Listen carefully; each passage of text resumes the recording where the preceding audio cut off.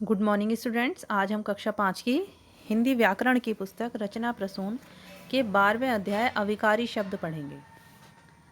अविकारी का अर्थ होता है जिनमें कोई परिवर्तन ना हो।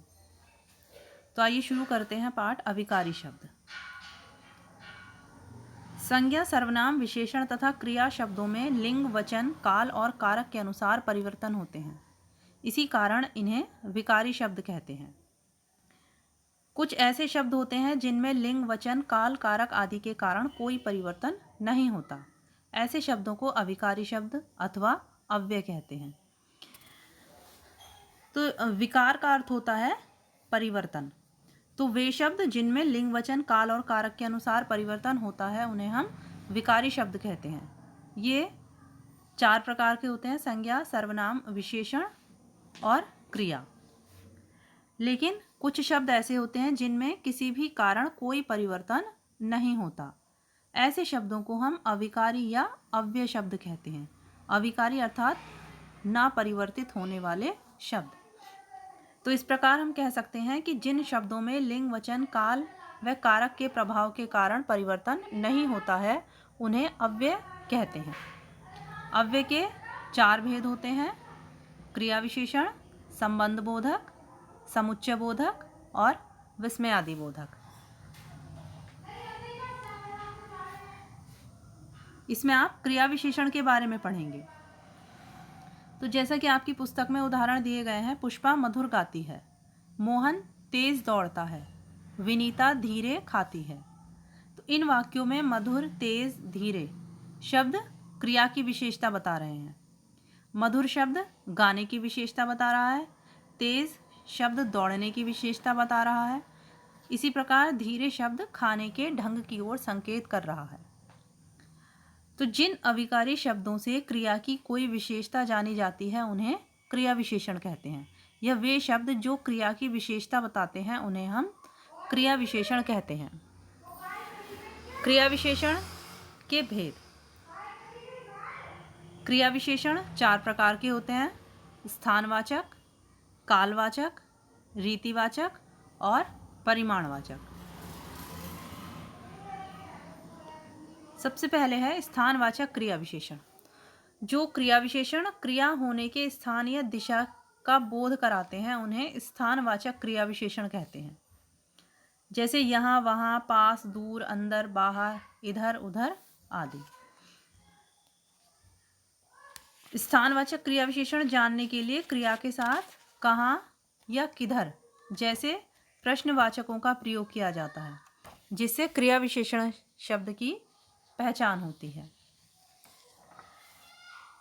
नेक्स्ट, कालवाचक क्रिया विशेषण। काल का अर्थ होता है समय।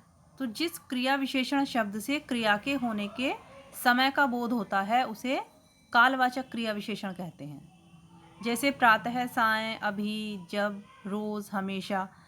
तो ये शब्द क्रिया के होने के समय का बोध कराते हैं। जैसे मैंने यह कार्य प्रातः ही कर लिया था, वह अभी बाजार जाएगा, हमें रोज नहाना चाहिए। तो कालवाचक क्रिया विशेषण जानने के लिए क्रिया के साथ कब प्रश्न का प्रयोग किया जाता है। जैसे हमें कब उठना चाहिए, हमें प्रातः जल्दी उठना चाहिए। नेक्स्ट, रीतिवाचक क्रिया विशेषण। जिन क्रिया विशेषण शब्दों से क्रिया के होने के ढंग या रीति का बोध हो उसे रीतिवाचक क्रिया विशेषण कहते हैं। जैसे अचानक, जल्दी, बेशक, संभवतः, धीरे से, स्वयं, अवश्य इत्यादि।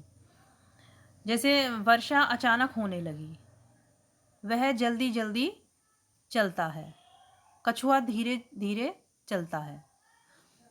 रीतिवाचक क्रिया विशेषण जानने के लिए क्रिया के साथ कैसे प्रश्नवाचक शब्द का प्रयोग किया जाता है। जैसे कछुआ कैसे चलता है, धीरे धीरे। नेक्स्ट, परिमाणवाचक क्रिया विशेषण। जिन क्रिया विशेषण शब्दों से क्रिया के होने की मात्रा अथवा परिमाण का बोध हो उसे परिमाणवाचक क्रिया विशेषण कहते हैं। जैसे बहुत, अधिक, कम, कुछ, थोड़ा, ज़्यादा, इतना, उतना इत्यादि। परिमाणवाचक क्रिया विशेषण को जानने के लिए क्रिया के साथ कितना प्रश्नवाचक शब्द का प्रयोग किया जाता है। जैसे तुम्हारे पास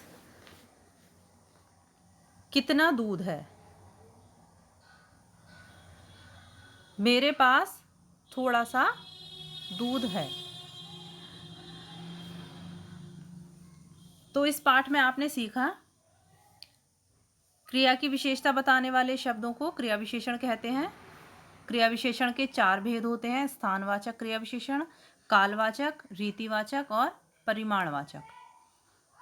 क्रिया के होने का स्थान बताने वाले शब्द स्थानवाचक क्रिया विशेषण कहलाते हैं। क्रिया के होने के समय बताने वाले शब्द कालवाचक क्रिया विशेषण कहलाते हैं। क्रिया के होने की रीति अथवा ढंग बताने वाले शब्द रीतिवाचक क्रिया विशेषण कहलाते हैं। क्रिया की मात्रा या मापतौल बताने वाले शब्द परिमाणवाचक क्रिया विशेषण कहलाते हैं। तो आशा करती हूँ कि आपको यह पाठ समझ में आ गया होगा। अब इस पाठ से संबंधित प्रश्नों के उत्तर और अतिरिक्त प्रश्नों के उत्तर आप अपनी पुस्तक में लिखेंगे। सबसे पहले मौखिक प्रश्न। इसमें फर्स्ट है, विकारी तथा अविकारी शब्दों में क्या अंतर है? इसका आंसर है, विकारी शब्दों में लिंग, वचन, काल व कारक के अनुसार परिवर्तन होता है। वह अविकारी शब्दों में इन कारणों से कोई परिवर्तन नहीं होता है। नेक्स्ट, अव्यय के कितने भेद होते हैं? जैसा कि आपने अभी पढ़ा था, अव्यय के 4 भेद होते हैं। अब लिखित प्रश्न। फर्स्ट, क्रिया विशेषण किसे कहते हैं? एक उदाहरण द्वारा स्पष्ट कीजिए। इसका आंसर है, क्रिया की विशेषता बताने वाले शब्दों को क्रिया विशेषण कहते हैं। उदाहरण मधुर, तेज। नेक्स्ट, क्रिया विशेषण के कितने भेद होते हैं? प्रत्येक का नाम लिखिए। क्रिया विशेषण के 4 भेद होते हैं: स्थानवाचक क्रिया विशेषण, कालवाचक क्रिया विशेषण, रीतिवाचक क्रिया विशेषण और परिमाणवाचक क्रिया विशेषण।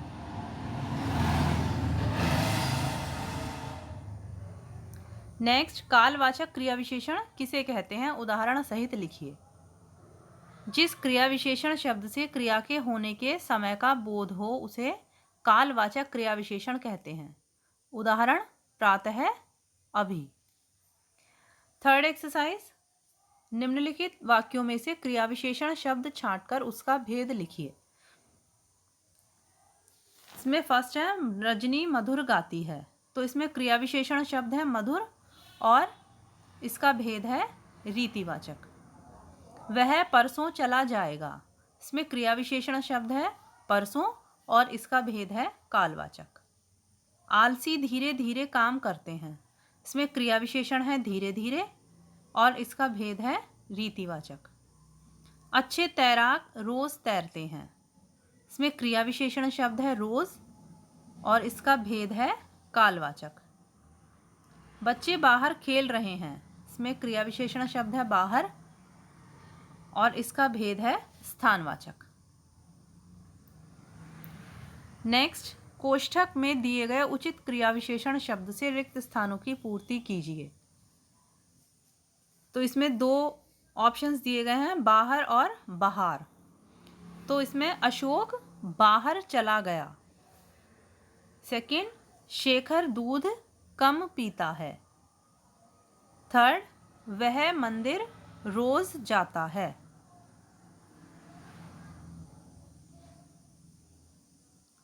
फोर्थ, कछुआ धीरे चलता है। फिफ्थ, बरसात तेज होगी। अब बहुविकल्पीय प्रश्न। सही उत्तर वाले विकल्प पर सही का चिन्ह लगाइए। फर्स्ट, लिंग, वचन, कारक, काल आदि के कारण जो शब्द परिवर्तित नहीं होते हैं उन्हें कहते हैं अव्यय। क्रिया विशेषण के भेद हैं 4। क्रिया होने का ढंग बताने वाले क्रिया विशेषण कहलाते हैं रीतिवाचक।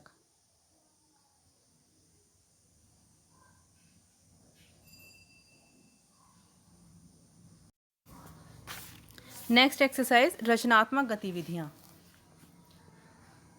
इसमें फर्स्ट क्वेश्चन है, अपने मित्रों से कहिए कि वे बारी बारी से बताएं कि विद्यालय से घर वापस जाने पर वे शाम तक क्या क्या करते हैं। उनकी बात पर ध्यान दीजिए और देखिए कि उन्हें उन्होंने अपने वाक्यों में किन किन क्रिया विशेषणों का प्रयोग किया है। तो इसे तो आपको प्रैक्टिकल करना है कि आप जब बातचीत करते हैं सुबह से शाम तक, आप जो भी बातचीत करते हैं उनमें आप किन किन क्रिया विशेषणों का प्रयोग करते हैं, ये आपको ध्यान देना है। नेक्स्ट एक्सरसाइज है निम्नलिखित शब्दों को विशेषण तथा क्रिया विशेषण शब्दों के रूप में वाक्यों में प्रयोग कीजिए। तो इसमें शब्द दिए गए हैं कम, तेज, सुंदर, बुरा। तो सबसे पहले विशेषण, कक्षा में आज कम बच्चे आए हैं। वह कम बोलता है, क्रिया विशेषण है। रवि का दिमाग बहुत तेज है, विशेषण। घोड़ा तेज दौड़ता है, क्रिया विशेषण। सीता सुंदर लड़की है, विशेषण। रीता की लिखावट सुंदर है, क्रिया विशेषण। रोहन बुरा लड़का नहीं है, विशेषण।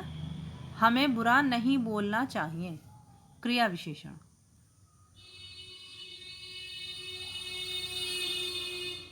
तो आशा करती हूँ कि आपको यह पाठ समझ में आ गया होगा। इस पाठ से संबंधित प्रश्नों के उत्तर और अतिरिक्त प्रश्नों के उत्तर आप अपनी पुस्तक में साफ और स्वच्छ अक्षरों में लिखेंगे।